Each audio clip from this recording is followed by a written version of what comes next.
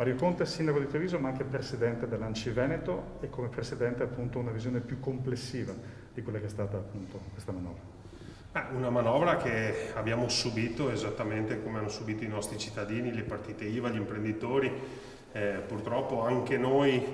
non condividiamo alcune scelte. Il fatto di chiudere le attività di ristorazione alle 18 significa penalizzare un settore che era già fortemente in difficoltà e quindi noi come sindaci vediamo a rischio una percentuale importante di partite IVA del nostro territorio, quindi non possiamo che essere preoccupati, non possiamo che essere solidali con tutti quegli imprenditori, quei bravi cittadini che da sempre hanno rispettato rigorosamente quelle che erano le regole che gli chiedevamo di rispettare. E quindi insomma noi questa sera saremo in piazza vicino ai nostri cittadini per manifestare solo solidarietà e vicinanza, ci tengo a dire questo, e al governo responsabilmente, perché ricordo che i sindaci sono sempre stati i primi alleati di questo governo quando è stata ora di affrontare l'emergenza. Chiediamo che questi ristori economici arrivino in tempi rapidissimi, non possiamo permetterci di creare ulteriori difficoltà alle nostre partite IVA, al nostro tessuto economico, perché potrebbe in molti casi essere un colpo davvero mortale per questi imprenditori.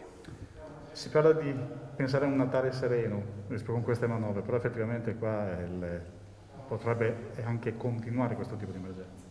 Sì, noi siamo convinti che queste restrizioni non porteranno un miglioramento da un punto di vista del numero di contagi, anche perché le aziende sanitarie per fortuna stanno continuando a effettuare un numero altissimo di tamponi e quindi più tamponi facciamo, più casi di positività troveremo. Quindi insomma io non voglio illudere i cittadini, dobbiamo sicuramente rispettare le regole, ma dobbiamo trovare una posizione di equilibrio tra la tutela della salute e la tutela del tessuto economico, soprattutto per quei bravi imprenditori che hanno investito anche diverse migliaia di euro per regolarizzare la loro azienda, il loro ristorante, il loro bar e garantire un servizio in totale sicurezza. Quindi l'invito che faccio è quello di rivedere queste restrizioni,